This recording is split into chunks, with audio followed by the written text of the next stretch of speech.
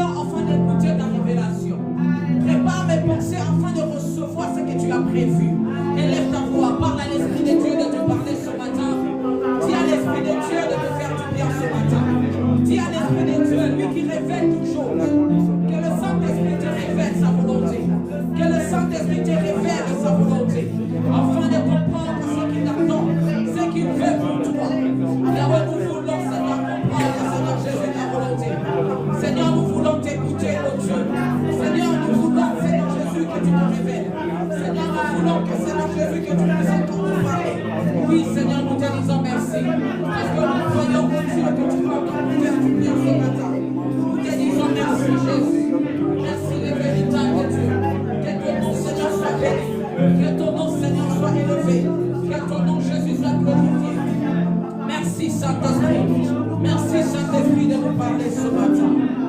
Merci à toi,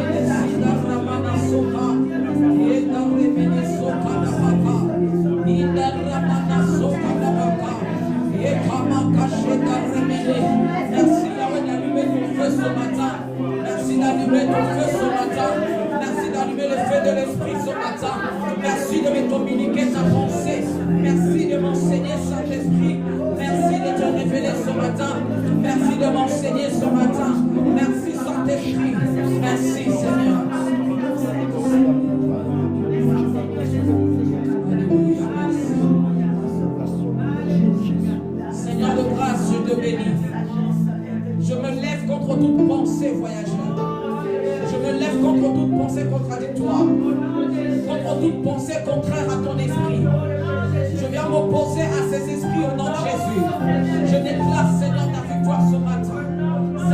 Dieu, Seigneur. Seigneur, par ton sang.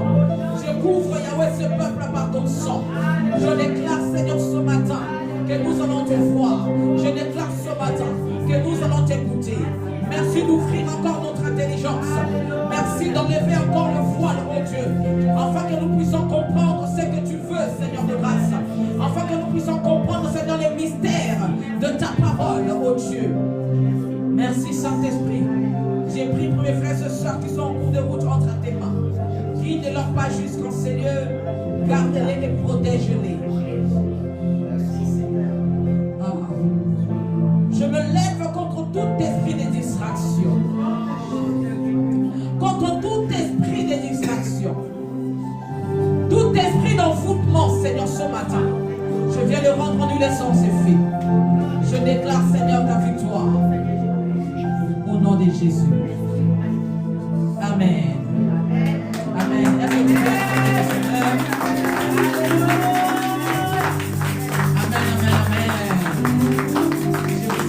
au nom de Jésus, soyez encore bénis ce matin dans la maison de l'Éternel.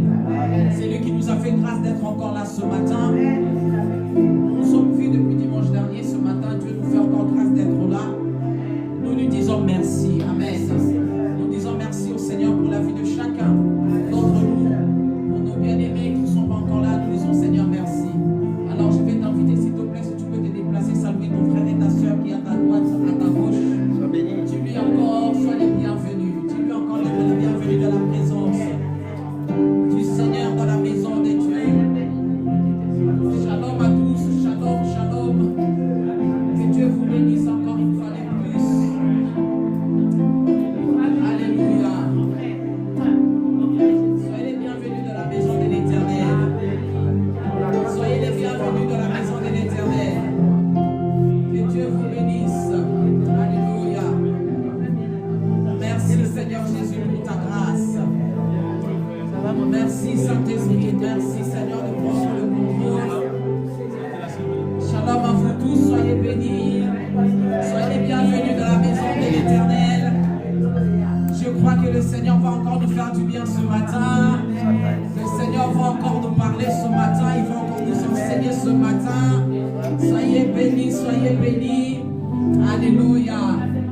Ah, je suis dans la joie quand on me dit allons dans la maison de l'Éternel. Nous sommes dans la joie ce matin dans la maison de Dieu. Nous sommes dans la joie ce matin. Amen, amen. Amen. Soyez bénis. Amen, amen. Nous pouvons prendre place au nom de Jésus. Alléluia. Très heureuse d'être dans la maison de l'Éternel ce matin. Heureuse d'être parmi mes frères. La Bible nous dit qu'il est doux et agréable pour des frères et des sœurs de demeurer ensemble. C'est là où le Seigneur déverse sa bénédiction.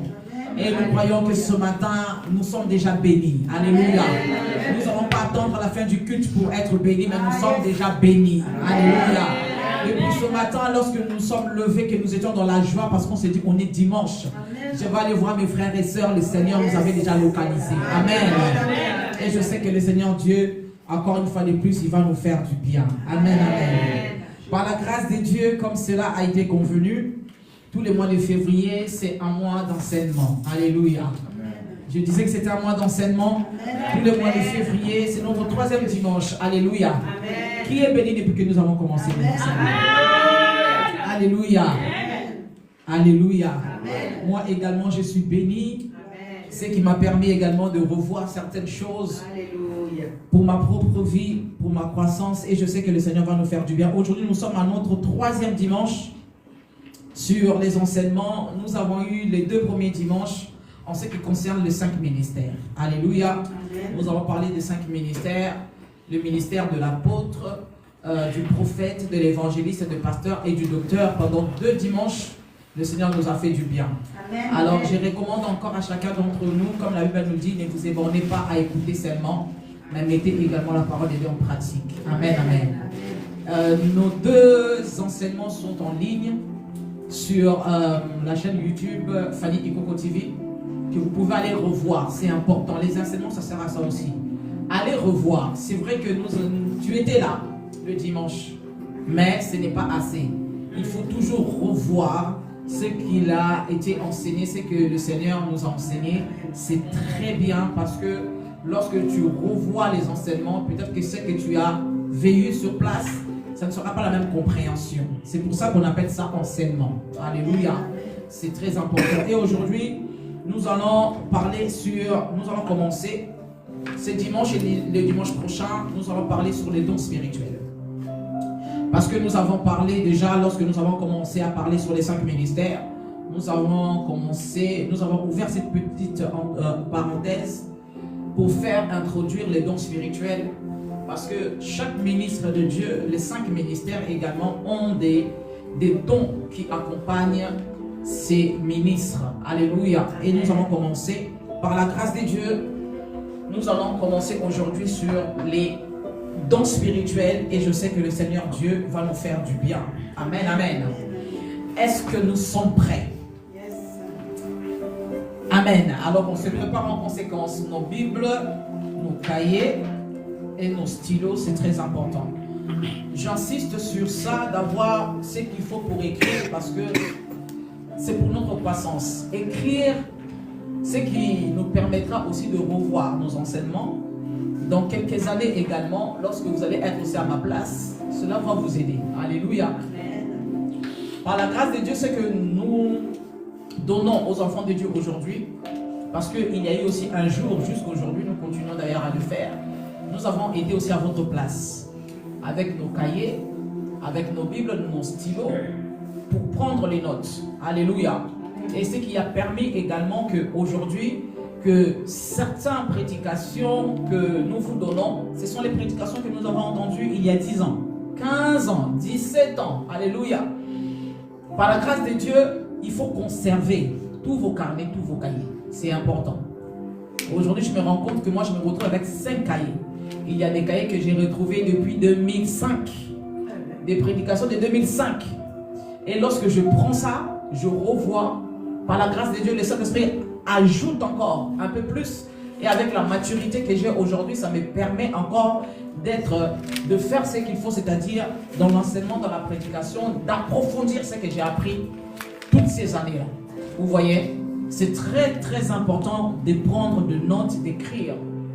Parce que dans le Seigneur, on continue à apprendre. Même jusqu'aujourd'hui, nous, serviteurs de Dieu, lorsque nous sommes assis, nous prenons également des notes parce que nous ne connaissons pas tout. Nous n'avons pas les révélations sur tout. Et Dieu ne nous révèle pas tout. Alléluia.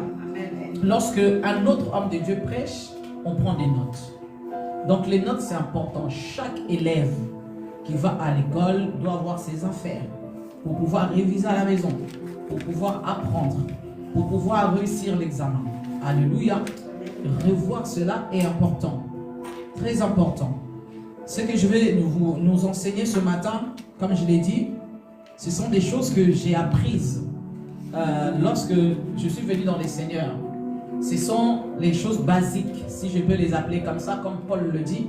Ce sont des enseignements, des bases qu'on donne à tout chrétien qui a reçu Christ dans sa vie comme Seigneur et Sauveur. On doit lui enseigner les affermissements. Et dans les affermissements, on introduit aussi les enseignements que j'ai commencé à vous donner depuis début février et ce que nous allons apprendre aujourd'hui. Et ça va nous permettre en 2026 de nous positionner comme il faut. Alléluia. Parce que nous voulons que le Seigneur Dieu puisse nous utiliser. Nous voulons être les agiles entre les mains du Seigneur, que Dieu puisse nous utiliser. Mais le Seigneur peut nous utiliser que à la capacité que nous avons ou bien à la connaissance que nous avons. Le Seigneur ne peut pas t'utiliser au-delà de ce que tu n'as pas. Alléluia. Avec ce que tu as, c'est ce que le Seigneur va utiliser. Et nous voulons que, dans le temps où nous sommes arrivés, la Bible nous dit que même le monde le sait, que la connaissance s'accrue. La connaissance est devenue tellement grande. Alors c'est à nous les enfants de Dieu également de faire en sorte d'apprendre. La connaissance s'acquiert. Nous devons apprendre. N'attendez pas simplement les dimanches lorsque vous allez venir à l'église et que l'homme de Dieu va commencer à prêcher ou à vous enseigner. C'est là que vous prenez vos Bibles. C'est là que vous sortez vos cahiers. C'est un danger pour un enfant de Dieu de vivre comme ça. Vous devez avoir un temps de méditation à la maison. Un temps de communion avec la parole de Dieu. Parce que c'est Dieu lui-même. Et c'est par là que le Seigneur également va ouvrir votre intelligence afin de comprendre beaucoup de choses. Alléluia. Je disais que ce matin, nous allons parler sur les dons spirituels. Nous allons prendre notre verset de base dans le livre de 1 Corinthiens chapitre 12. 1 Corinthiens chapitre 12.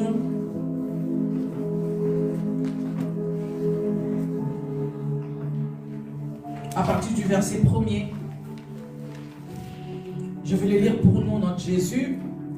1 Corinthiens chapitre 12 au verset 1er, la Bible nous dit, ici c'est l'apôtre Paul qui parle à l'église des Corinthes.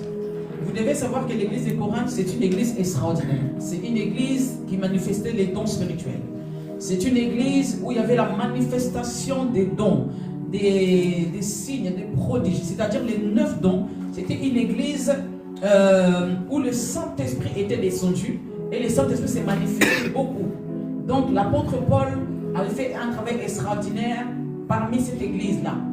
Mais malgré qu'il y avait la manifestation de dons spirituels, malgré que ces personnes-là manifestaient les charismes en eux, mais malheureusement, c'était également une église qui n'était pas assez mûre, vous voyez, pour vous dire que la maturité spirituelle ne correspond pas également avec ce que le Saint-Esprit met en nous. C'est-à-dire que le Saint-Esprit peut se manifester dans la vie de qui il veut. Le don peut se manifester dans la vie de qui il veut parce que c'est le Saint-Esprit qui donne les dons. Alléluia. Mais cela ne fait pas de toi, parce que tu manifestes un don, que tu es également mûr. Nous allons le voir par la suite. Alors je vais lire pour nous 1 Corinthiens chapitre 12 au verset 1er, la Bible nous dit: pour ce qui concerne le don spirituel, je ne veux pas, frères, que vous soyez dans l'ignorance. C'est important. Paul dit: je ne veux pas que, frères, en ce qui concerne les dons spirituels, que vous soyez dans l'ignorance. Nous ne devons pas être ignorants de ce que nous avons, de ce qui est en nous. Il dit non, vous ne devez pas être ignorants des capacités spirituelles qui est en vous.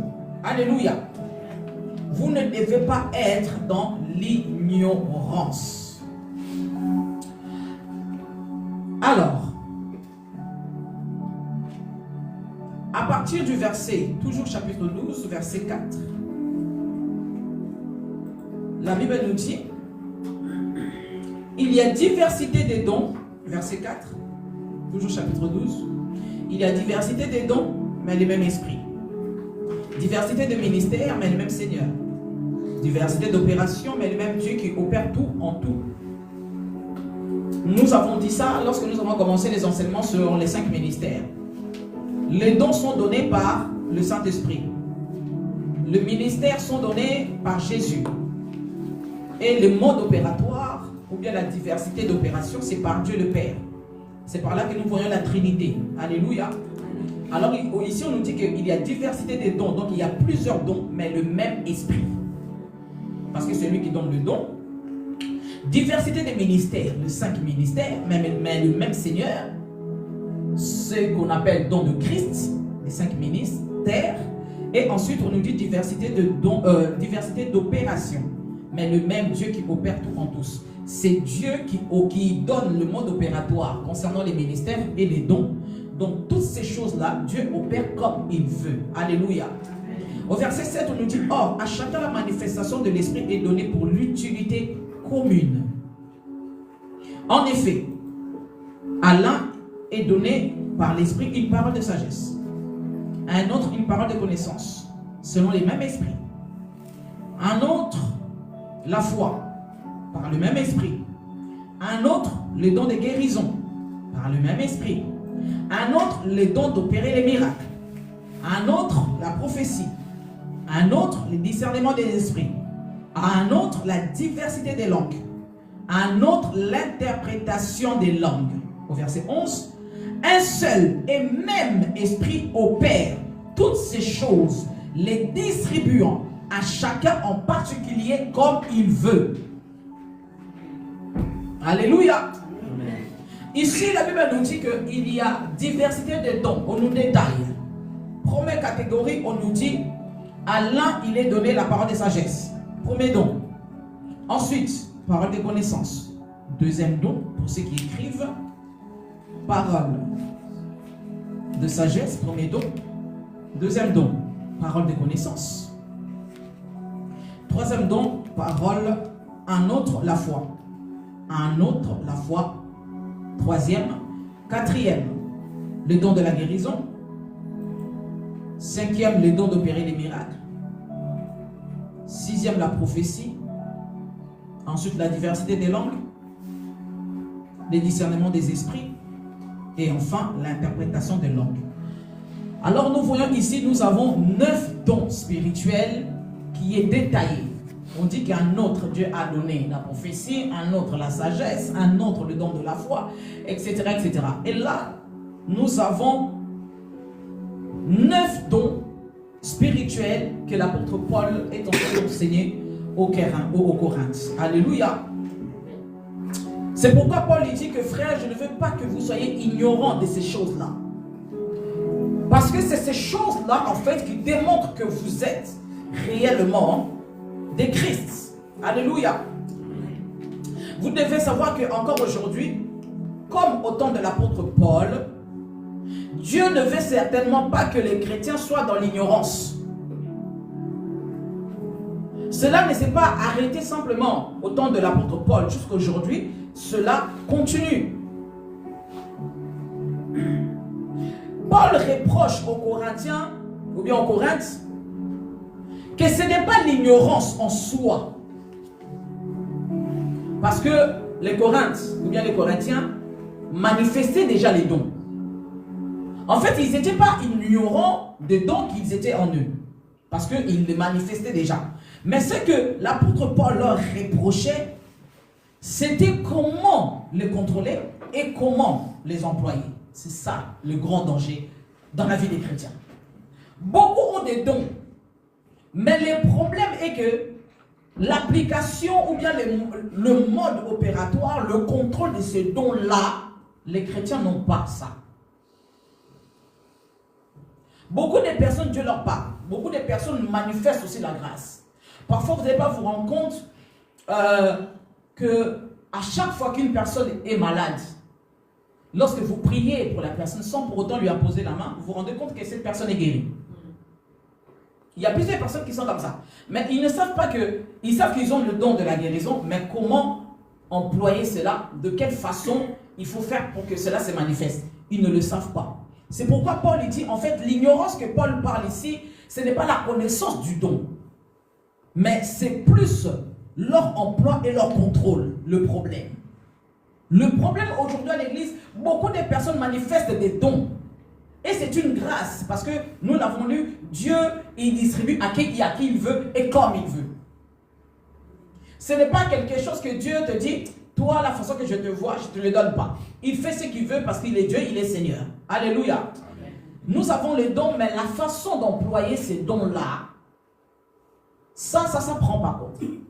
C'est pourquoi les hommes de Dieu sont là. C'est pourquoi l'église est là. C'est pourquoi les pasteurs sont là. C'est pourquoi d'ailleurs les enseignements sont donnés à l'église pour que les choses soient bien encadrées. Là où il n'y a pas de principe, c'est le désordre. Là où il n'y a pas d'encadrement, c'est le désordre. Pas que les serviteurs de Dieu ne veulent pas que les enfants de Dieu manifestent le don. Non. Au contraire, nous voulons que les dons soient manifestés. C'est pour la bénédiction de l'église. Alléluia. Mais il y a une façon de faire ces choses-là. Alors nous avons relevé 9 dons. Nous avons relevé 9 dons. Les dons qui sont donnés par le Saint-Esprit. J'insiste sur ça. Les dons, c'est le Saint-Esprit qui les donne. Le ministère, c'est Christ qui le donne. C'est pourquoi les hommes de Dieu, on les appelle les dons de Christ. Et le mode d'opération, ou bien la diversité d'opération, c'est Dieu qui le fait comme il veut. Je pense que c'est la base. Si vous avez ces trois modes-là dans votre tête, c'est très facile après de comprendre. et de saisir les choses. Si vous avez juste les trois là, le Saint-Esprit donne les dons, Christ donne les ministères, le mode opératoire, la diversité de mode d'opération, c'est Dieu, vous avez tout compris. Et ça, c'est ça qu'il faut retenir en fait. C'est très simple. Alléluia. Nous avons relevé le 9 dons. Le 9 dons sont séparés en 3 catégories pour la bonne compréhension. On nous dit d'abord qu'il y a la parole de connaissance, ensuite il y a la parole de sagesse, et ensuite par l'ordre, ensuite il y a le don des discernements des esprits.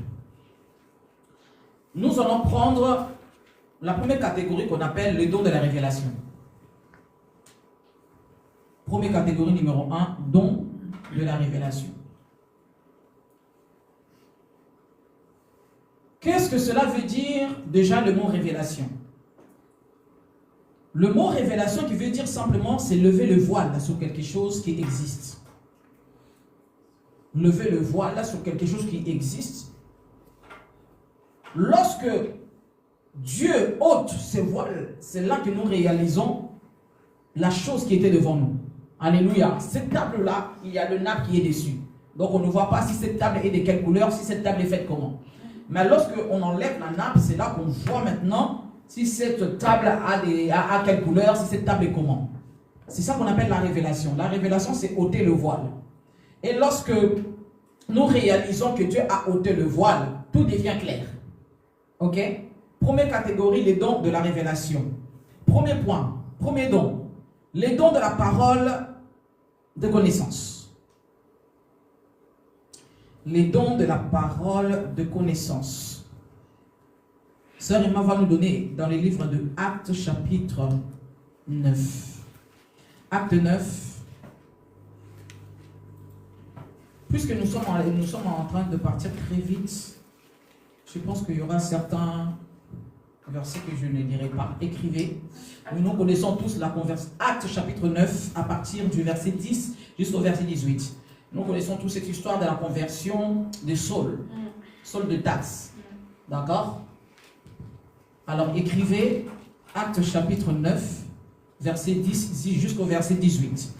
Alors, le don de la parole des connaissances, c'est quoi? Le don de la parole des connaissances, c'est la révélation partielle de ce que Dieu connaît.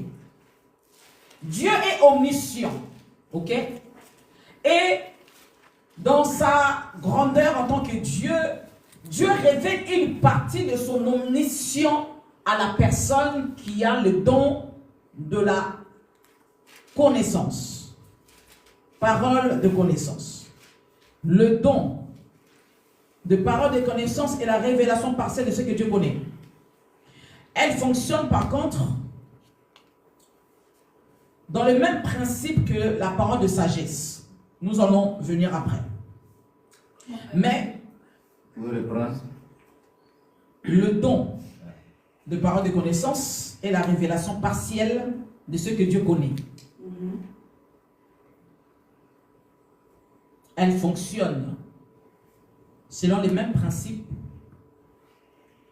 qu'une parole de sagesse, virgule, mais elle concerne la connaissance des faits, des circonstances, d'événements ou des personnes. La parole des connaissances. Le don de la parole des connaissances est la révélation partielle de ce que Dieu connaît. Elle fonctionne selon le même principe qu'une parole de sagesse, mais elle concerne la connaissance des faits, des circonstances, d'événements ou des personnes. Alléluia.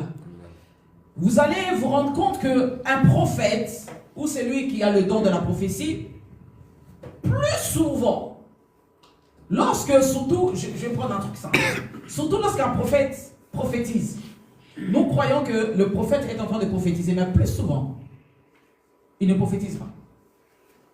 Pourquoi? Vous allez voir. Ici, on nous dit que la parole des connaissances, c'est la connaissance des faits, des circonstances, d'événements, des personnes, etc. Je vous donne un exemple simple. Un homme de Dieu, un prophète, il prophétise. Il dit, je ne sais pas, je prends la sœur Joseph parce qu'elle est juste devant moi. C'est un exemple que je donne, hein, je ne donne pas une prophétie. Voilà, il y a 2 ans, écoutez bien, la parole de connaissance. Il y a 2 ans, tu étais dans un lieu qu'on appelle Châteauroux. Tu as rencontré une dame. Elle était habillée comme ça, comme ça. Vous avez discuté pendant 15 minutes. Et après ça, tu voulais partir, mais cette personne n'a pas voulu te laisser partir. Tu te dis, bon, je vais rester un peu avec elle. Et après, je lui ai posé la question, est-ce qu'on peut prier? On a prié, quand on a fini, tu es parti. Mais lorsque tu es arrivé chez toi, pendant que tu dormais, le Saint-Esprit te révèle. Il te dit, cette personne avait tel problème. Mais ta prière a fait en sorte qu'elle soit sauvée parce qu'elle a voulu se suicider. Et c'est que, je te dis, moi Dieu, tu vas recontacter cette personne-là. Continue à parler avec elle pour la fortifier. En fait, dans ça, la parole des connaissances dans les lieux, c'est-à-dire dans le passé. Tu étais avec telle personne, dans tel lieu, voilà ce que tu as fait, etc. Tu rentres chez toi, tu as le songe. Dieu te dit, voilà la personne que tu as rencontrée, il te donne les circonstances. Cette personne a vécu ça. Maintenant, ce que je te dis, tu dois la rappeler, l'appeler, commencer à la fortifier. C'est là la prophétie. La prophétie, ce qui est devant. Ce qui est dans le passé, dans le présent, c'est la parole de connaissance. Les directives que Dieu te donne, prophétie, ce qui est avant, ce qui va arriver. Maintenant, Dieu te donne la direction pour te dire maintenant ce que tu dois faire. Tu dois la contacter pour continuer à la fortifier, etc. etc. En fait, la prophétie, enfin, le message que l'homme de Dieu donne, dans ça, il y a la parole de connaissance et il y a la prophétie. Mais où est-ce que la prophétie s'arrête? Ou bien la parole des connaissances s'arrête? La parole des connaissances s'arrête, comme je l'ai dit, au moment des faits, des circonstances, des personnes, les lieux, etc. D'accord, tu m'as donné tout ça, mais tu m'as donné tout ça pourquoi? C'est quoi le but? Le but, en fait, c'est pour que tu recontactes cette personne-là, et c'est là que la prophétie commence. Parce que tu dois l'emmener dans les seigneurs, elle doit être guérie. Le futur. Est-ce que vous me comprenez? La parole des connaissances, c'est ça. La parole des connaissances, je peux dire, c'est souvent dans le passé, dans le présent. Elle s'arrête là. Mais ce qui vient après, demain, dans le futur, dans 10 ans, dans 20 ans, c'est ça qu'on appelle une prophétie. Mais plus souvent, lorsque l'homme de Dieu prophétise, on dit, oui, prophétie, il est en train de prophétiser. En fait, parfois non, parfois il ne prophétise pas. C'est le don de la parole des connaissances qu'il a. Et plus souvent, ces dons-là marchent ensemble. Mais il y a une frontière très limitée entre la parole de sagesse, la parole de connaissance et la prophétie. Et ça, c'est pourquoi les enseignements sont faits pour comprendre. Parfois, l'homme de Dieu, il va donner des paroles de connaissance, il s'arrête là.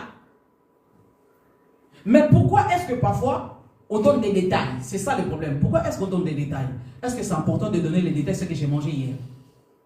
Est-ce que c'est important de donner les détails de ce que j'ai fait hier? Ou bien, qu'est-ce que j'ai vu il y a 5 ans passés? Non, en fait, c'est juste pour vous dire que Dieu voit tout. C'est ça, en fait, les dons, c'est juste pour vous convaincre que Dieu voit tout. Il y a des choses que tu as fait, personne n'était là.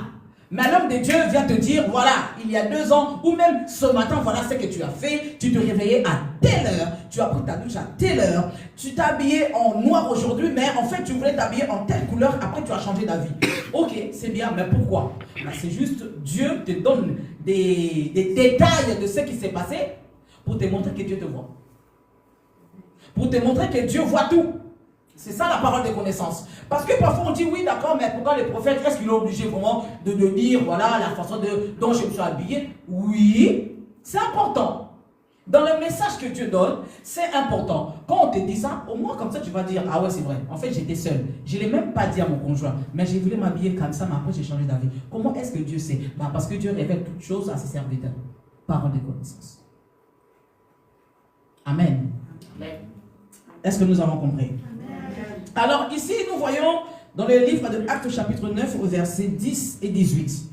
Dans cette histoire-là, la conversion de Paul, si vous le lisez jusqu'à la fin, vous allez voir, il y a la parole des connaissances et la prophétie. Je vais le lire très vite et nous allons passer. À partir du verset 10, on nous dit, or, il y avait à Damas un disciple nommé Ananias. Le Seigneur lui dit dans une vision, écoutez bien, Ananias, il répondit, me voici, Seigneur. Et le Seigneur lui dit, lève-toi, va dans la rue qu'on appelle la droite, et cherche dans la maison de Judas un homme nommé Saul de Tarse. car il prie. Et il a vu en vision un homme du nom d'Ananias. Donc ici, Ananias a une vision. Et dans cette vision, Dieu lui dit, va dans telle adresse. Dans cette adresse-là, tu vas trouver un homme qui s'appelle Paul de Tarse. Et cet homme-là, il a une vision. Qu'un homme viendra le trouver qui s'appelle Ananias. Donc Ananias, Dieu lui dit que pendant que Paul est là-bas, il est en train de voir une vision de toi. Parole de connaissance. Continue. Car il prie et il a vu en vision un homme au nom d'Ananias qui entrait et qui lui imposait les mains afin qu'il recouvre la vue. Ananias répondit, Seigneur, j'ai appris de plusieurs personnes tous les maux que cet homme a fait à tes saints dans Jérusalem. Et il est ici des pouvoirs de la part des principaux sacrificateurs pour lier tous ceux qui invoquent ton nom. Mais le Seigneur lui dit, va, car cet homme est un instrument que j'ai choisi pour porter mon nom devant les nations. Là, c'est la prophétie. Au début, Dieu donne des détails à Ananias. Tu vas aller dans ton endroit, dans telle adresse. Il donne l'adresse. Hein. C'est biblique. Hein. Quand un prophète de Dieu donne l'adresse, on dit, ouais, mais pourquoi il donne les adresses? Pourquoi? C'est biblique. On le lit. Dieu lui donne l'adresse. Il lui donne le nom. Il lui donne même les songes que cet homme-là a fait. Cet homme-là a eu un songe que toi, tu vas aller prier pour lui pour qu'il puisse voir. Parce qu'il est devenu aveugle. Et ensuite, Dieu lui dit, en fait, tout ce que je fais, c'est parce que lui, c'est un instrument que moi j'ai choisi. Parce que demain, il va apporter mon nom dans les nations. Là, c'est la prophétie. On quitte la parole des connaissances qu'il reçoit et on rentre dans la prophétie. Vous voyez? On comprend. Amen. Pour vous dire que beaucoup de personnes, la Bible nous dit, mon peuple périt par manque de connaissances. Quand on n'a pas la connaissance, c'est pourquoi les prophètes ne sont pas compris. Ils ne sont pas compris parce qu'on dit, c'est vraiment du charabia, c'est du n'importe quoi. Non, ce n'est pas du n'importe quoi, c'est biblique. Dans une prophétie, il y a la parole de connaissance. Il y a la parole, il y a le don de la prophétie. Mais à part ça, nous allons le voir après, il y a aussi la parole de la sagesse qui entre en jeu. Pour vous dire que, bon, là je prends en tant que prophète parce que j'en suis une. Je ne vais pas parler d'un apôtre, ce n'est pas mon domaine. Mais en tant que prophète, plusieurs dons entrent en jeu. Le don de la sagesse entre en jeu parce que lorsque tu reçois un message, il faut que la sagesse puisse t'accompagner. Lorsque tu reçois un message, une prophétie, la parole de connaissance, tu dois avoir le don de la sagesse pour pouvoir accompagner ça, pour qu'il n'y ait pas de scandale, pour ne pas que cet homme-là soit brisé. Après, il y a aussi le don de la foi qui entre aussi en jeu, parce que le don de la foi doit aussi se manifester pour que cette personne puisse croire que Dieu va faire. Vous voyez un peu? C'est-à-dire que parmi tous les services qu'un prophète peut faire, il manifeste plusieurs dons. Il manifeste plusieurs dons qui entrent en jeu. Moi, je crois qu'un homme de Dieu peut porter les 9 dons. Ouais. Il peut porter les 9 dons. Parce que dans chaque circonstance, tu peux être là, une personne est malade. Qu'est-ce que je fais? Je ne vais pas prophétiser. Ah non, la personne a besoin de la guérison. Là, maintenant, il faut manifester le don de la guérison. Parce que je vais prophétiser à la personne, c'est bien, mais après, la personne a besoin d'être guérie, n'est-ce pas? Moi, j'ai besoin d'être guéri. Je te dis, homme de Dieu, merci, tu as prophétisé sur moi. C'est bien, que Dieu te bénisse. Mais j'ai besoin d'être guéri, en fait. Moi, mon problème, c'est que je veux être béni. Donc, le don de la guérison, c'est entre en jeu. Vous voyez? Pour vous dire que les hommes de Dieu, nous avons le poids que nous portons. Quand je parle du poids, je parle du poids de l'onction. Parce que le don est toujours accompagné par l'esprit. Il y a l'onction qui accompagne. Et plus souvent, lorsque nous sommes dans le service et que nous manifestons, lorsque nous prophétisons, nous donnons les paroles de connaissance. C'est-à-dire que notre esprit travaille. Et parfois, le corps ne supporte pas. Et après le service, je peux vous dire qu'on est fatigué. Parfois, on a des maux de tête. Parce que le corps ne supporte pas l'onction. L'onction de la manifestation de tous ces dons-là. Malheureusement, plus souvent, vous allez vous rendre compte que les personnes qui manifestent beaucoup les dons, ou bien les serviteurs de Dieu qui manifestent beaucoup les dons, sont souvent malades. Parce que le corps ne supporte pas. Amen, amen. La parole de connaissance, c'est ça. Vous avez compris. La parole de connaissance, c'est souvent dans le passé. Il s'arrête au présent. Il est dans les détails, dans les événements, dans les personnes, dans des choses Tout ça pour vous dire que Dieu te voit. Et ça, nous devons être conscients de ça. Et de ne plus se dire, oui, bah ouais, bon, tu m'as dit ce que j'ai mangé et après. Dans quoi est-ce que Dieu est glorifié? Bah, Dieu est glorifié dans la parole de connaissance. Amen. Dieu est glorifié dans ça. C'est juste pour démontrer que Dieu, il est omniscient et il voit tout. Amen, amen. Amen. Deuxième don, parole de sagesse. Don de la parole de sagesse. J'ai fait en sorte de prendre vraiment des versets que nous connaissons vraiment les histoires pour ne pas perdre beaucoup de temps dans ce que nous sommes en train de faire. Parole de sagesse, 1 Roi chapitre 3, à partir du verset 16. Le grand roi Salomon, de ce qu'il a fait avec ses 2 prostituées. Nous connaissons bien cette histoire, n'est-ce pas? Alors, la parole de la sagesse ne s'agit pas ici de la sagesse humaine. 1 Roi, chapitre 3, à partir du verset 16. La parole de sagesse, il ne s'agit pas ici de la sagesse humaine acquise par l'étude ou l'expérience,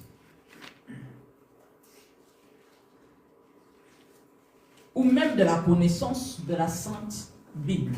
C'est-à-dire que la connaissance que tu as de la parole de Dieu, tu connais les versets, tu retiens les versets, tu connais les chapitres, c'est bien. Mais ça, ce n'est pas la parole de sagesse. La parole de sagesse n'est pas non plus à rechercher dans la sagesse divine qui se manifeste, dans une plus ou moins grande mesure dans la vie de tout croyant, et qui lui enseigne en toutes circonstances de sa vie à reconnaître la parole de Dieu comme son seul juge et son seul guide. C'est-à-dire la sagesse là, tu te dis, la parole de Dieu me guide, me conduit. Ça c'est la sagesse, je peux dire la sagesse divine. Ce n'est pas les dons. La sagesse divine te dit que tu n'as que Dieu pour t'aider. Il n'y a que la parole de Dieu pour t'enseigner. Alors tu dois t'accrocher à cela. Ça c'est la sagesse divine. Ce n'est pas le don de la sagesse. La sagesse divine va te pousser à te dire que je n'ai que Dieu. Va te pousser à te dire que je n'ai que le Saint-Esprit pour m'enseigner. Je n'ai que le Saint-Esprit pour me guider. La sagesse divine. Mais ce n'est pas le don de la sagesse. Alléluia.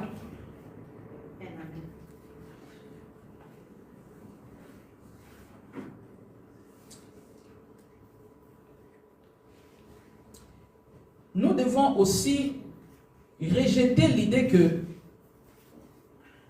un homme qui est très intelligent, ce n'est que lui qui peut recevoir les dons de la sagesse. C'est rien à voir. Tu peux être intelligent, tu peux avoir bac plus 100. Ce n'est pas dit que tu as les dons de la sagesse.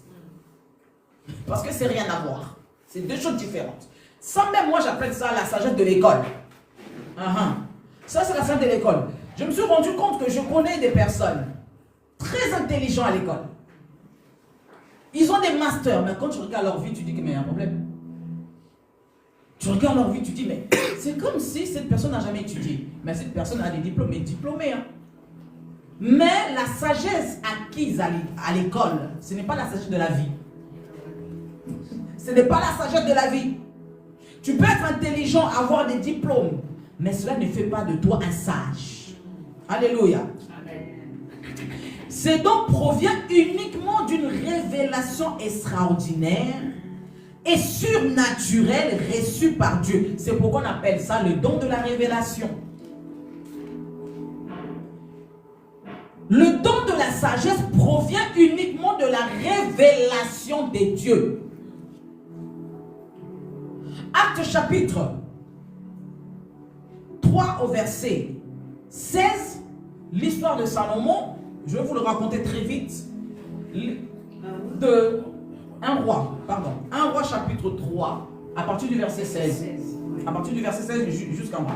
Nous allons voir, la Bible nous dit qu'un jour, il y avait 2 prostituées qui avaient des enfants, la nuit, elles se sont endormies. Il y en a une qui a dormi sur son enfant, qui a étouffé son enfant, cet enfant est mort. Et lorsqu'elle s'est réveillée, elle s'est rendue compte que son enfant était mort. qu'est-ce qu'elle a fait cette prostituée? Elle a échangé d'enfant avec sa voisine. Elle a pris son enfant mort, l'a mis à côté de sa voisine, et elle a pris l'enfant de la voisine qui était encore vivant. Le matin, lorsqu'elle se réveille, la voisine elle se rend compte que son enfant est mort. Elle s'est dit non, c'est pas mon enfant, je sais que c'est pas mon enfant. La voisine dit oui, c'est ton enfant. Elle dit non, l'enfant que tu as, c'est le mien, parce que je reconnais mon enfant. Alors qu'ils étaient dans cette dispute, ils ont dit bon, on va aller voir le roi Salomon pour arrêter cette histoire. La Bible nous dit que les deux femmes sont arrivées devant Salomon, elles ont expliqué les paroles, les problèmes, etc. Si c'était nous, par exemple, qu'est-ce qu'on allait dire à la place de Salomon? On allait sûrement dire, bon, normalement, si cette personne reconnaît vraiment que c'est son enfant, ben, c'est ton enfant. Je suis roi, c'est moi qui prends la dernière décision, donc j'ai dit, tu gardes ton enfant, toi ton enfant est mort, ben, tu te débrouilles avec ton enfant. Mais non, Salomon, la Bible nous dit, lorsque, dans une vision, écoutez bien, dans une vision, bien avant, Salomon, lorsque Dieu l'appelle, après la mort de son père David, il prend le règne. Dans une vision, il reçoit cette vision devant Dieu. Dieu lui pose la question, qu'est-ce que tu veux que je fasse pour toi alors que maintenant tu es devenu roi? Alléluia. Je suis sûr, moi-même, j'ai dit, mais pourquoi est-ce que Salomon a fait cette erreur? Moi, à sa place, j'ai déjà commencé à faire déjà une liste. Lorsque non, mais sincèrement, j'ai lisé cette histoire, j'étais en train de faire une liste. J'allais demander ça à Dieu, que Dieu puisse détruire tous les ennemis, parce qu'il y avait beaucoup des ennemis, que Dieu puisse m'élever au-dessus de tout. J'avais une liste et tout. Après, je me suis rendu compte, je me suis dit, ben, en fait, non. Cet enfant était très intelligent. Vous devez savoir que Salomon, c'était l'enfant que David a eu avec une autre femme. D'accord? On peut dire que c'est un enfant bâtard. Alors Salomon ne dit non, Seigneur, moi tout ce que je veux juste la sagesse. Parce que je suis jeune et les peuples qui sont devant moi sont tellement nombreux. J'ai peur de ne pas réussir à gérer ces peuples-là parce que c'est ton peuple. Donne-moi juste la sagesse. Dans un songe. D'accord? Dieu lui dit, d'accord, je te donne la sagesse. Mais je te donne encore plus. Parce que je me suis rendu compte que tu n'as pas demandé les autres choses. Je te donne la renommée. Je te donne le succès. Je te donne la victoire. Je te donne tout. Mais il avait juste demandé la sagesse. Alors Salomon dit, d'accord, bon, pour faire simple. Bon, on va prendre l'enfant qui est vivant là. On va les couper en deux. Chacun va prendre une partie.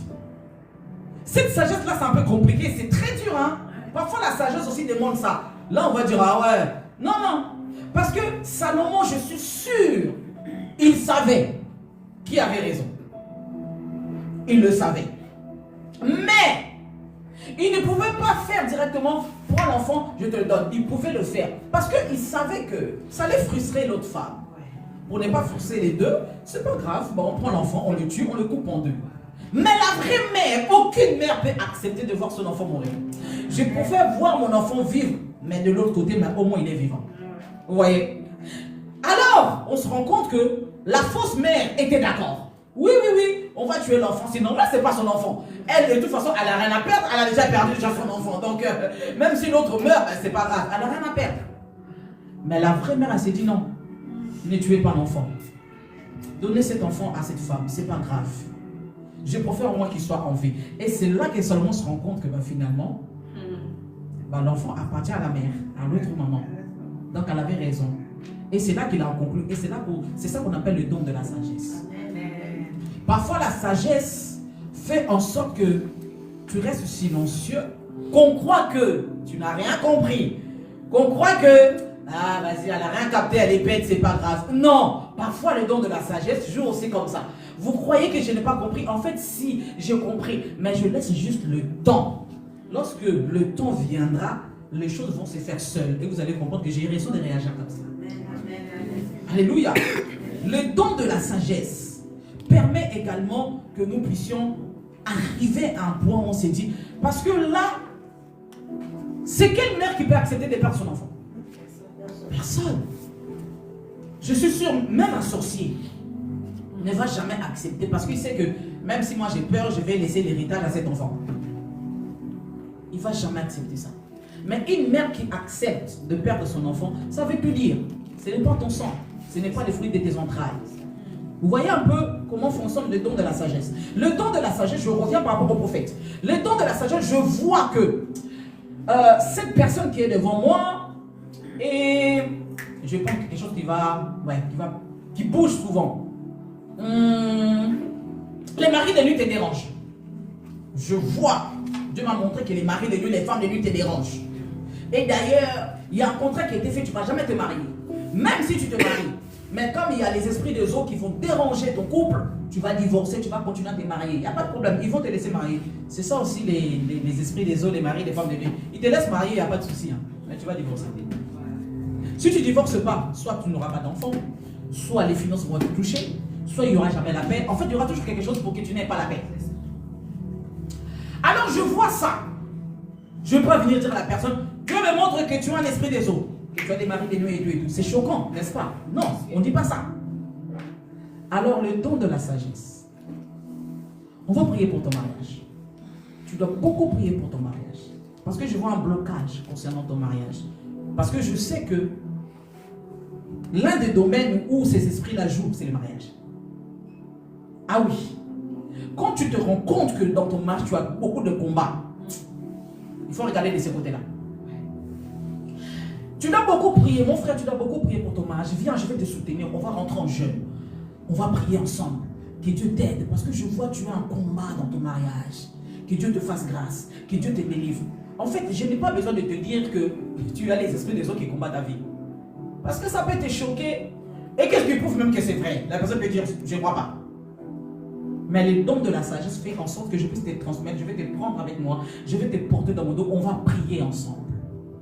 On va prier pour ton mariage.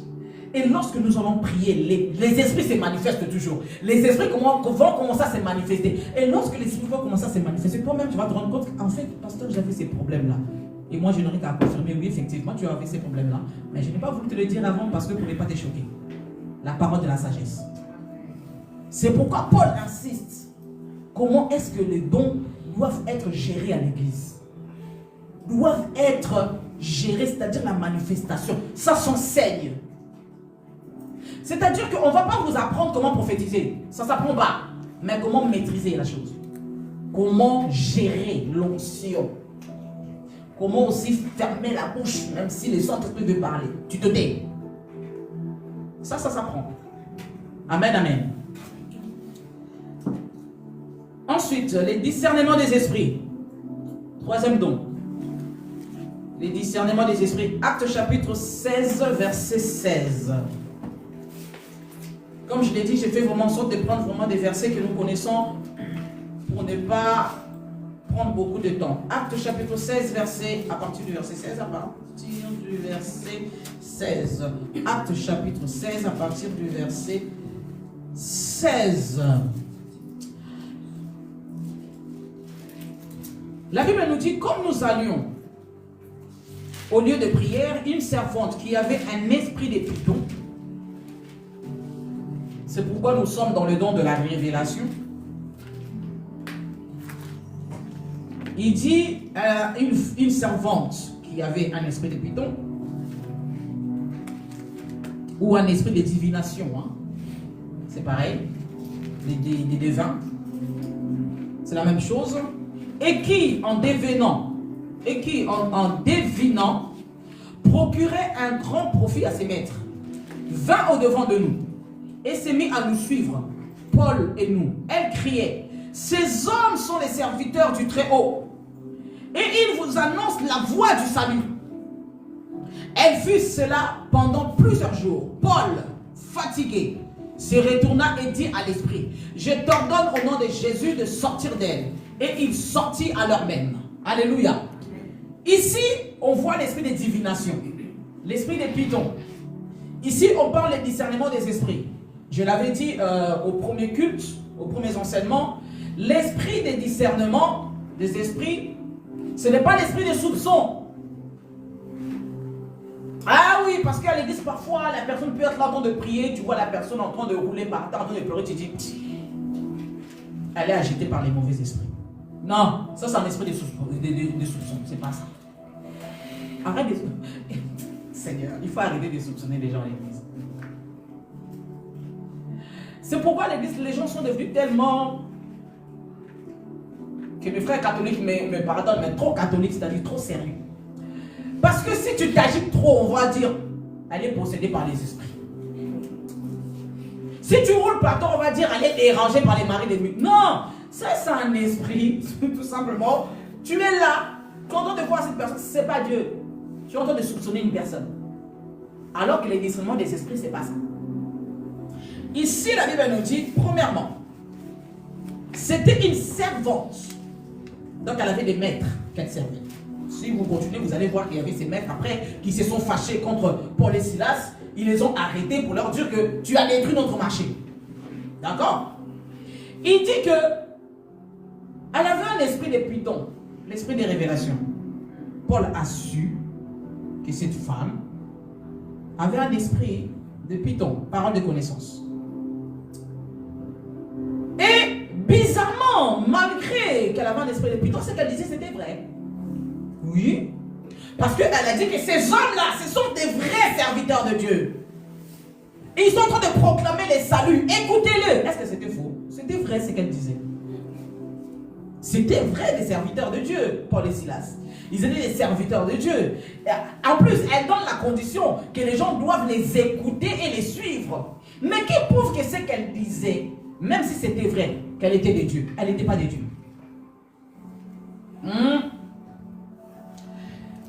Vendredi, nous étions à Nancy, chez nos parents spirituels, comme chaque début d'année.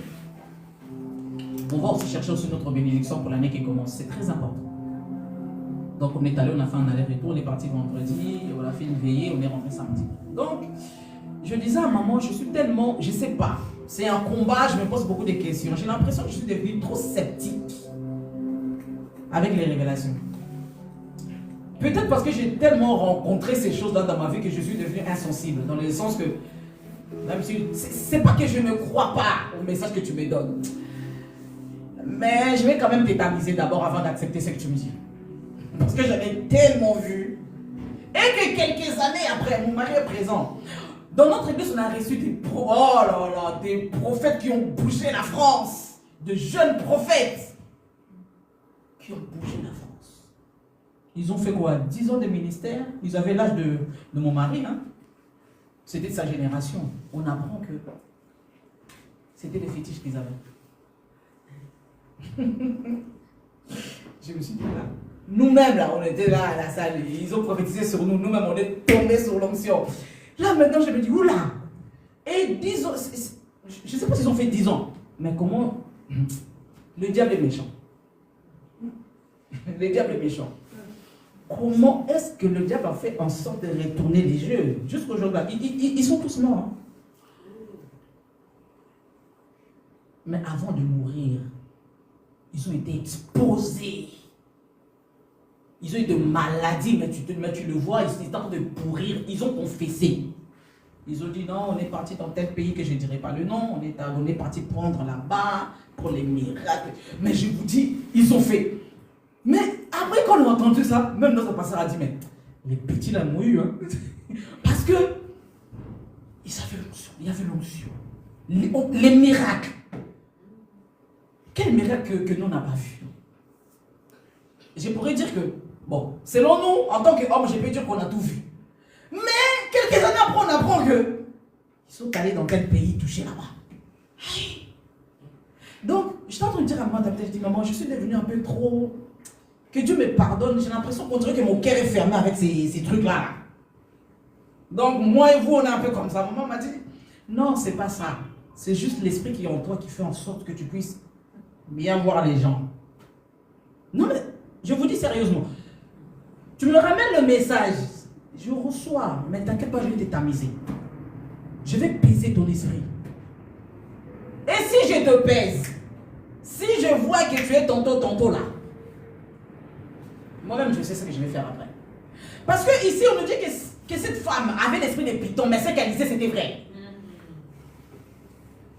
Ah, Paul, une fois, deux fois, la Bible nous dit qu'il s'est même fatigué. Il s'est fatigué parce que c'était tout le temps. Il a dit, bon, maintenant ça suffit. Esprit là qui dérange la femme, sors.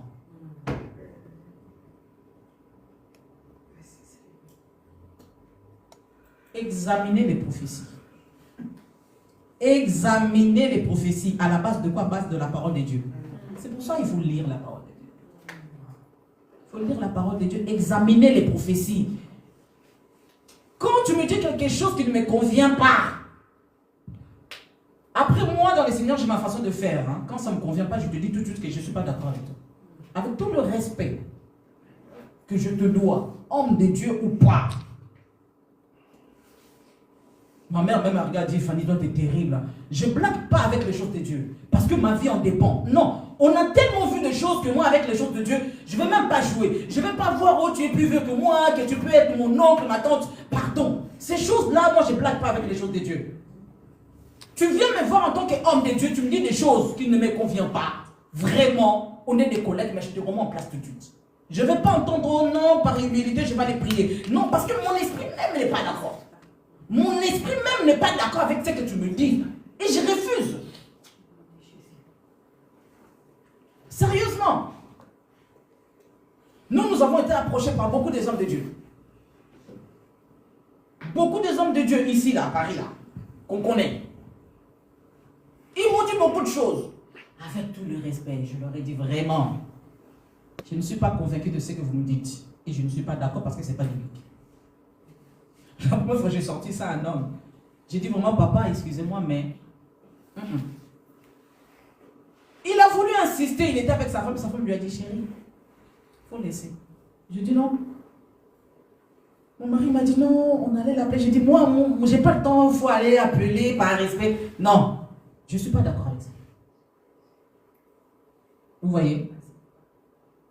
Beaucoup par respect. Mais quand il y a des choses qui ne rentrent pas dans le cadre de la volonté de Dieu, 1, pour ta vie, 2, c'est pas biblique, je ne prends pas. S'il faut qu'on se sépare, la séparation, c'est pas mauvais. Hein? La séparation n'est pas mauvais, c'est même biblique. C'est biblique la séparation. Distance entre nous, c'est tout. Il y en a un homme de Dieu ici sur Paris, là. Il a voulu me prendre sous son aile. Ah, moi, je reçois les invitations par respect, je réponds aux invitations, mais lui, il avait une autre idée. Il a voulu me faire, il a voulu que je sois sa fille spirituelle. Il a commencé à faire descendre ma mère spirituelle. J'ai dit, aïe, tu vois, moi, je parle bien français. Ta maman, elle parle pas très bien. Ah! J'ai dit, pardon, vous parlez de qui? Non, mais c'est vraiment, c'est comme vraiment, je lui ai dit, vous parlez de qui? Et en plus, je me suis permise d'inviter ma mère dans ton événement. Elle est venue de Nancy jusqu'à Paris.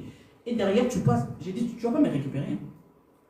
Dieu ne regarde pas l'accent, ni les Français ou quoi que ce soit. Les parents spirituels, on ne choisit pas un père spirituel. C'est Dieu qui nous donne. Amen. Même si elle ne parle pas bien français. Mais c'est celle que Dieu m'a donnée. Ah, j'ai dit, papa, moi et toi, non, on s'arrête là aujourd'hui. Non, ma fille, tu vois, je n'ai pas voulu dire ça. J'ai dit, non, moi j'ai compris ce que vous avez voulu dire. Mais on s'arrête ici. Ah, c'est fini. Jusqu'aujourd'hui, je cherche ma fille, ça va, papa, je vais bien. C'est tout, on s'arrête là. Jamais je peux accepter en tant qu'enfant que tu ne sois ma mère ou mon père. Ça n'existe pas. Même si elle est mauvaise comment, mais c'est ma mère. Tu peux être un homme de Dieu qui crache le feu, mais une fois que tu touches là-bas, c'est fini. Bah oui, c'est fini. Et, écoutez, même si tes parents ce sont des sorciers, mais ce sont des parents. Ce sont des parents. Donc personne ne va te dire, tu vois, regarde ta mère comme elle est, c'est une vraie sorcière. Et alors? Oui, j'accepte. Oui, ils sont sorciers. Bien même. Moi-même, je sais, je suis au courant. Tu m'apprends rien. Mais c'est mes parents. Non, mais c'est vrai. Sérieusement. Il y a des choses, il ne faut pas se laisser faire parce que l'ennemi est tellement malin. Ah, il fallait voir les séminaires là où j'ai parti. Les séminaires, ce n'était pas à l'église. Hein. Hôtel, F4. On est arrivé. Pendant les moments de pause à manger, tu te dis, ouais. Je pouvais me laisser séduire avec tout ça là. Non. Non.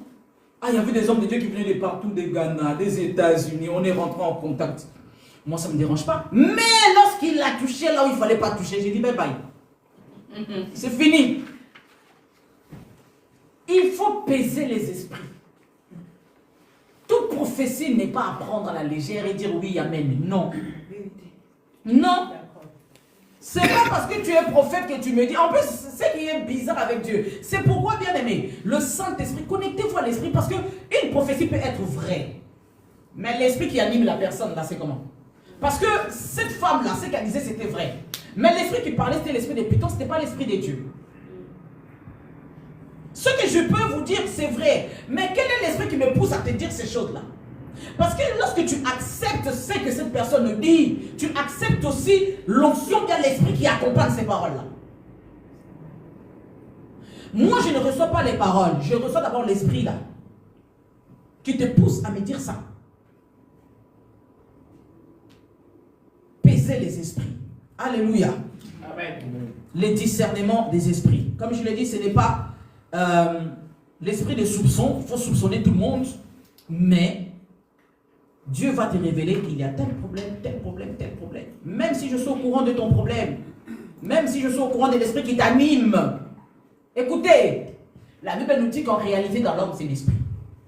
L'homme, c'est d'abord l'esprit. Donc, vous allez voir un certain comportement à l'église, dans vos familles. En fait, ce n'est pas la personne, c'est l'esprit qui l'anime. Pour que cette personne puisse réagir comme ça. Au lieu de t'attaquer à l'homme, attaque-toi à l'esprit.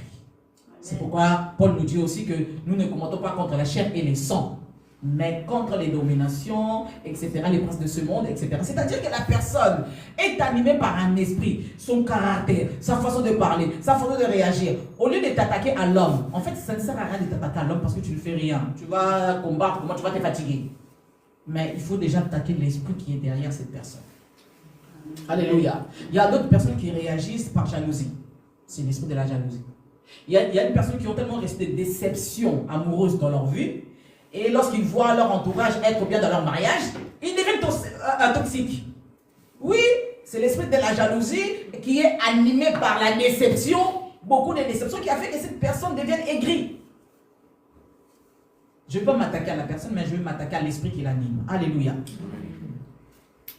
Deuxième catégorie, je saute la deuxième catégorie qui est les dons de puissance. Je vais aller directement à la troisième catégorie, les dons d'inspiration ou bien les dons vocaux. Les dons d'inspiration ou les dons vocaux. Les dons de puissance, si vous voulez, vous pouvez écrire, on verra ça dimanche prochain. Ce sont les dons de guérison, les dons d'opérer des miracles et les dons de la foi. On va voir ça dimanche prochain. Mais aujourd'hui, je vais aller très vite. Les dons d'inspiration ou bien les dons vocaux. Parce que tout simplement, la question m'a été posée dimanche dernier, donc j'ai voulu le donner aujourd'hui. Et je me dis merci au Seigneur parce qu'on se rend compte que les gens à l'église veulent apprendre. Ça, c'est une très bonne chose. La connaissance. Vous avez besoin de ça. Alors, c'est quoi les dons d'inspiration ou les dons vocaux? Ce sont des dons qui s'opèrent obligatoirement au travers des organes vocaux de la personne, c'est-à-dire avec la voix. Nous avons vu la parole de sagesse, la parole des connaissances, les discernements des esprits. Tout ça s'opère vraiment dans l'esprit. D'accord? Mais les dons vocaux, bien les dons d'inspiration, s'opèrent obligatoirement à travers des organes vocaux de la personne. Le croyant, sous l'influence du Saint-Esprit, annonce les oracles de Dieu. Amen, amen. Vous devez savoir que la prophétie n'a pas pour but premier d'annoncer le futur, comme je l'ai dit tout à l'heure. Le but premier de la prophétie, ce n'est pas annoncer d'abord le futur, mais de proclamer la volonté de Dieu, d'exhorter et d'encourager le peuple à craindre Dieu. Ce n'est pas simplement, je suis en train de prophétiser pour le futur. Le but, ce n'est pas ça. Le but, c'est encourager les peuples de Dieu, proclamer la volonté de Dieu et exhorter. Et à faire preuve de persévérance dans les moments difficiles. Cependant, la prophétie ne doit pas être considérée comme infaillible, étant donné que plusieurs faux prophètes ont infiltré l'Église, comme je l'ai dit tout à l'heure. Alléluia. Amen. Elle doit donc être éprouvée afin de découvrir si elle est authentique. 1 Corinthiens, écrivez 1 Corinthiens 14, 29. 1 Thessaloniciens 5, au verset 5 jusqu'au verset 21.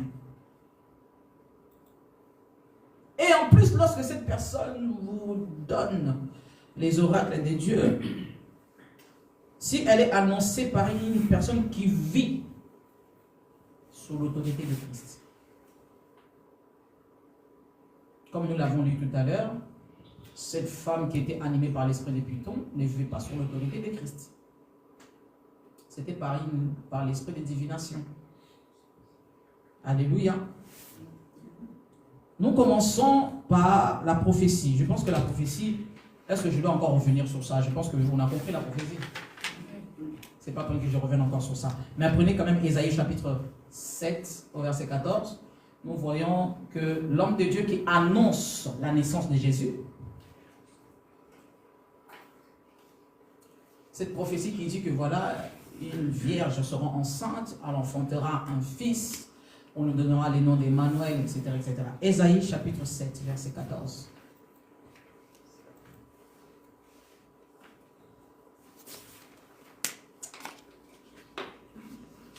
Ça, c'est pour la prophétie. Alors, je vais aller directement dans les deux autres dons qui sont dans la catégorie des dons vocaux. Donc, on a la prophétie. Ensuite, on a la diversité des langues et l'interprétation des langues. Je vais prendre ça, les deux en même temps, parce que les deux fonctionnent en même temps. Le don de la diversité des langues et le don de l'interprétation des langues. Cette question m'a été posée dimanche dernier. Donc, Sœur Josiane, écoute bien. Alléluia. Cette question m'a été posée en disant, mais lorsque tu es devant, tu pries en langue. C'est ça le don de parler en langue? Non, ce n'est pas le don de parler en langue. Lorsque nous prions en langue des anges, ce n'est pas le don de parler en langue. D'accord? J'ouvre une parenthèse que j'ai oublié de vous dire. Vous devez savoir que les dons, tous les 9 dons-là, sont donnés par le Saint-Esprit lorsque la personne reçoit Jésus. Donc, ce n'est pas pour les païens. Lorsque tu reçois Jésus et que le Saint-Esprit vient en toi, il réveille tous les dons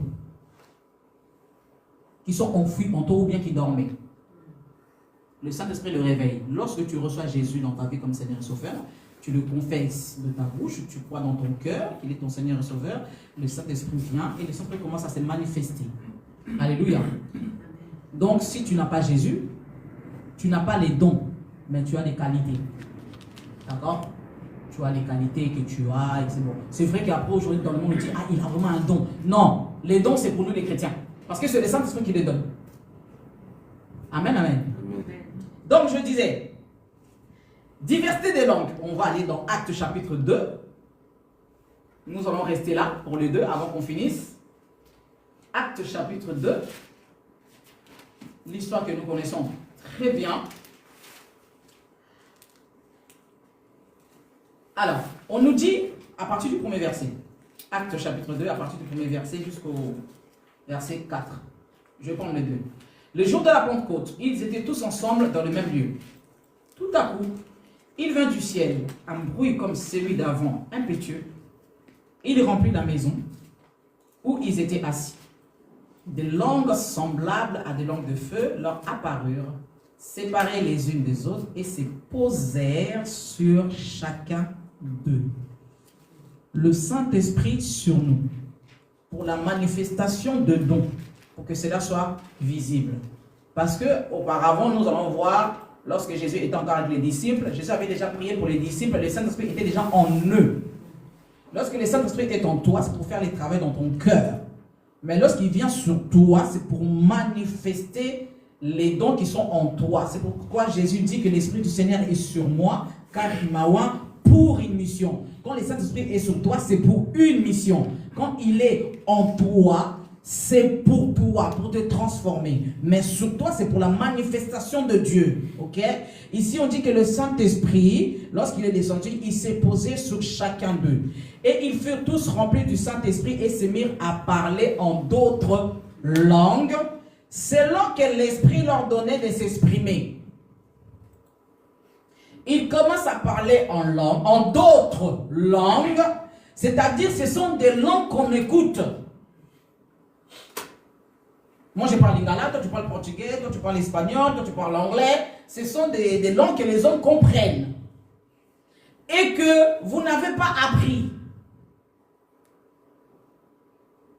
Le don de parler en langue.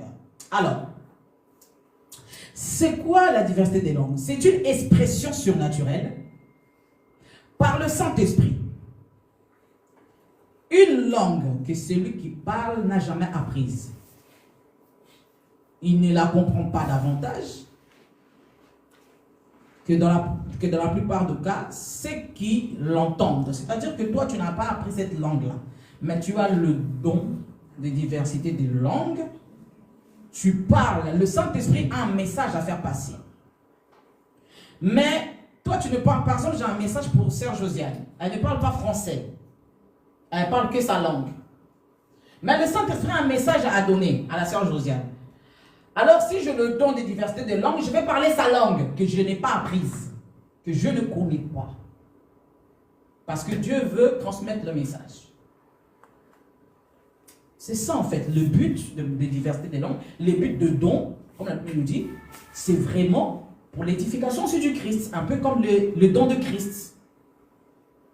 Si nous tous ici, on ne parle que français, alors il y a une personne qui ne comprend pas le français et qu'il n'y a pas d'interprète, le Saint-Esprit va se manifester, la personne, Dieu choisit, soit il y a une personne qui a ses dons, s'il n'y a personne qui a ce don-là, moi je l'ai déjà vu, le Saint-Esprit va choisir une personne.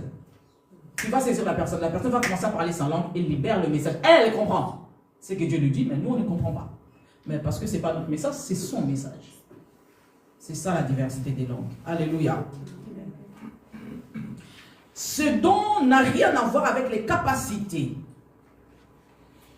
naturelles, ni avec la pensée ou la réflexion de l'homme. Alléluia. Toutefois, il peut s'agir d'une langue que celui qui parle n'a jamais apprise, mais néanmoins comprise par celui qui l'entend. Je n'ai pas appris cette langue. Mais je commence à parler cette langue-là, mais la personne qui entend ce que je dis comprend. Alléluia. Amen. Ces langues peuvent provenir d'un langage connu ou bien inconnu sur la terre. Par exemple, la langue des anges en fait partie. Je prends un exemple. Il y a un homme de Dieu qui travaillait avec un de ses fils. Lui, il avait le don de diversité des langues, mais lorsqu'il donnait le message, il parlait la langue des anges. Et il y avait son fils qui était là, il avait le don de l'interprétation des langues. Dès qu'il avait un message, il parlait en langue, la langue des anges. Et son fils écoutait exactement ce qu'il disait, et lui, il donnait le message à l'église. La diversité des langues est toujours interprétée. Toujours interprétée. Parce que si tu parles une langue que personne ne connaît, on ne reçoit pas le message. Échec. Doit être interprété. Et s'il n'y a personne à l'église qui a le don d'interprétation de langue, le Saint-Esprit va chercher quelqu'un. Lorsque Dieu veut parler, il va trouver quelqu'un dans la salle, l'Esprit de Dieu va descendre, va saisir la personne va commencer à parler. Et à entendre ce que cette personne dit et interpréter. J'ai vu ça plusieurs fois. Plusieurs fois. Un homme de Dieu qui prêche, il est saisi par l'Esprit. Il commence à parler en langue. Il parle en langue, il parle en langue, il parle en langue. Dès qu'il arrête, une personne qui est dans la salle se lève, saisie par l'Esprit de Dieu et commence à donner le message que l'homme de Dieu avait donné ici devant. Lui-même, il a dit, mais je pensais que j'ai parlé simplement en langue parce que je ne comprenais pas ce que je disais. Mais c'était un message. C'était un message qu'il avait, mais avec la langue des anges. Pour dire que, tout simplement, que la diversité des langues, c'est peut être des langues connues par les hommes, ou la langue du ciel, la langue des anges. Tu parles en langue, mais c'est tout un message. Moi, dans ma vie, ça s'est passé une seule fois. Dans notre église, il y avait un homme de Dieu, on était juste à côté. Il était en train de prier, il parlait en langue. En fait, moi, je comprenais tout ce qu'il était en train de dire. Je comprenais tout ce qu'il était en train de dire. Moi, je me suis dit, mais bon, comme on est tous en train de prier, j'ai dit, bon, je vais me concentrer, je ne vais pas écouter ce que l'homme de Dieu est en train de dire. Mais après, je me suis rendu compte, en fait, qu'il parlait en langue. Quand je l'ai regardé, je me suis dit, mais en fait, il ne parle pas en français, il est en train de parler en langue. Et quand je me suis vraiment rapproché, mon oreille, vraiment, je comprenais ce qu'il est en train de dire. Il est en train d'adorer Dieu, en fait. il adorait Dieu, il parlait en langue. Je dis, ah ouais. Mais à l'époque, je ne savais pas que c'était le don d'interprétation des langues. D'ailleurs, il faut que je prie pour Dieu. Il faut que je prie au Saint-Esprit. Je pense que j'ai ces dons-là. Il faut que ça revienne. Ouais. Si, il faut que ça revienne. C'est maintenant que je me rends compte que je l'avais depuis longtemps. J'ai expérimenté ça, mais j'ai oublié. Je vais prier que ces dons puissent revenir. Vous voyez? C'est-à-dire que les dons de diversité de langues et les dons de langue marchent ensemble. On va continuer. Et ils furent tous remplis du Saint-Esprit et se mirent à parler en d'autres langues selon que l'Esprit leur donnait de s'exprimer. Or, il y avait en ces jours à Jérusalem des Juifs, hommes pieux, de toutes les nations qui sont sur le ciel. Au bruit qui eut lieu, la multitude accourut et elle fut confondue parce que chacun les entendait parler dans leur propre langue. Vous voyez?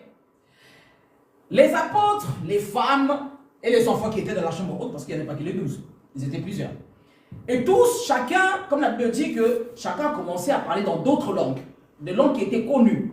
Lorsqu'ils sont sortis dans la rue, beaucoup de personnes ont entendu ce bruit, ils sont venus voir qu'est-ce qui s'est passé. Et là, ils se sont rendus compte que, malgré que chacun parlait dans d'autres langues, mais eux, chacun aussi les attendait aussi dans leur propre langue. Vous voyez? L'interprétation des langues. Eux, ils parlent de langues qu'ils ne connaissent pas. La diversité des langues. Mais maintenant, les gens qui étaient là, ils comprenaient ce qu'ils étaient en train de dire. L'interprétation des langues. Alléluia.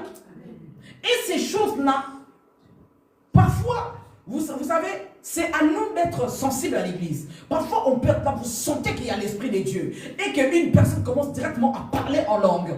Alors que tu te dis, mais cette personne n'a jamais parlé en langue. C'est la première fois que la personne parle en langue. En fait, peut-être que la personne a un message. La personne parle en langue. Mais vous, comme vous êtes sensible à l'Esprit de Dieu, vous comprenez que cette personne est touchée par l'Esprit de Dieu. Qu'est-ce qu'on fait? Maintenant, on commence à prier, Seigneur, donne-nous quelqu'un qui peut interpréter ce que cette personne est en train de dire. Parce que sinon, on risque de rater le message de Dieu. Seigneur, donne-nous une personne qui peut nous interpréter ce que cette personne est en train de dire. Pour ne pas qu'on puisse rater le message.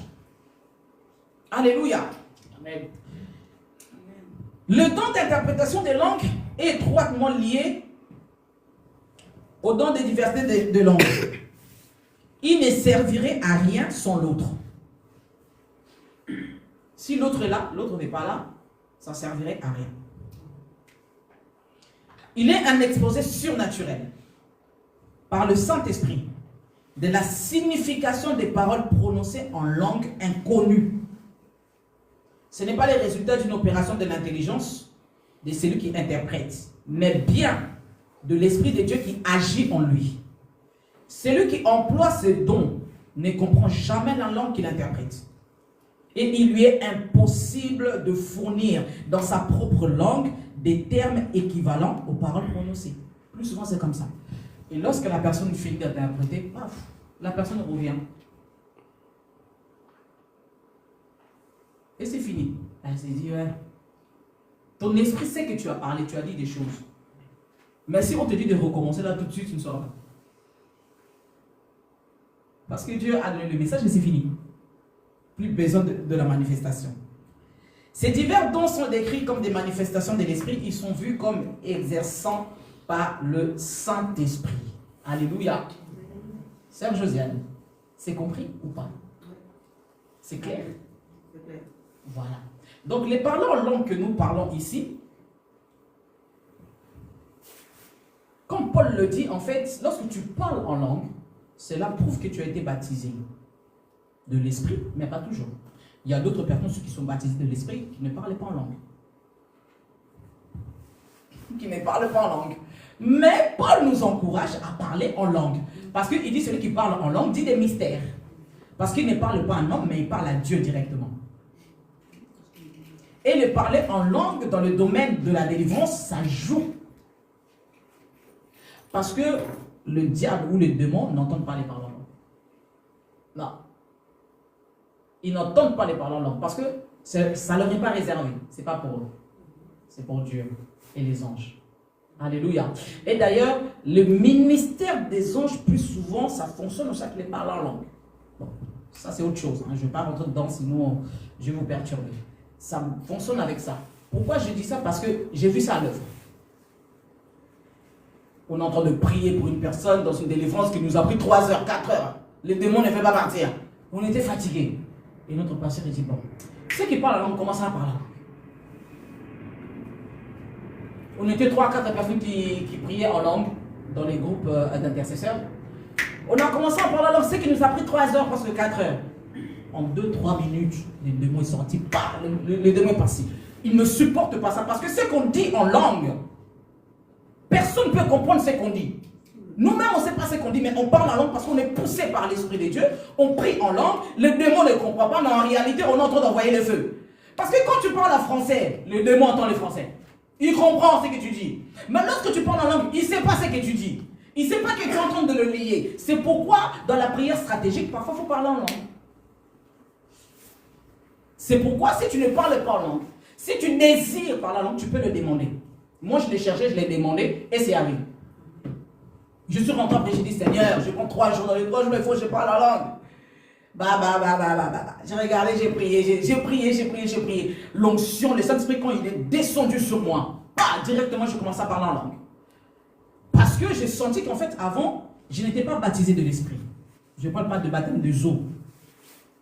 Être baptisé de l'Esprit. Mais lorsque je sentis qu'il y avait quelque chose qui était sur moi, comme si on me mettait quelque chose et que je sentis que le ciel est ouvert, le Saint-Esprit est descendu. En quelques secondes, je commence à prier en langue. En fait, Paul dit que pour qu'on puisse reconnaître que tu as reçu le baptême de l'Esprit, c'est l'un des signes, si vous voulez. C'est l'un des signes de parler en langue. Comme je dis, il y a d'autres personnes qui ne parleront jamais en langue. J'ai connu un pasteur, un Français, il est déjà mort, le visionnaire de l'église La Borne, chez nous au Congo. Il est mort, il n'a jamais parlé en langue. Mais il manifestait les dons de l'Esprit. Mais il n'a jamais parlé en langue. Dieu fait comme il veut. Mais, comme Paul le dit, il faut le désirer. Il faut le chercher. S'il faut parler en langue, il faut parler en langue. Alléluia. Donc la langue que nous parlons ici, lorsque nous prions, parfois tu es saisi par l'Esprit de Dieu, c'est la langue des anges. Et Dieu peut aussi passer par là pour nous donner un message. S'il y a quelqu'un qui a ce don-là à l'église, s'il n'y a personne, lorsque Dieu veut donner l'interprétation, il va chercher quelqu'un. Donc, les parler en langue ou la langue des anges, ce n'est pas le don des diversités des langues ni d'interprétation des langues. Sœur Josiane, c'est bon? Oui. J'étais en train de penser que quand quelqu'un parle en langue et qui n'a pas l'interprétation, normalement, le parler en langue devait et l'interprétation devait être ensemble. Le don, tu parles. Oui, c'est le don. Oui. Si c'est le don. Il y a des gens qui parlent en langue, mais qui n'ont pas l'interprétation. Attention, quand tu dis les gens parlent en langue, parler en langue, ce n'est pas avoir le don. C'est deux choses différentes. Quand je parle en langue, c'est pas pour toi, c'est pour moi. La Bible me dit que lorsque tu parles en langue, tu t'édifies toi-même. Ça, c'est le parler en langue. Ce n'est pas le don.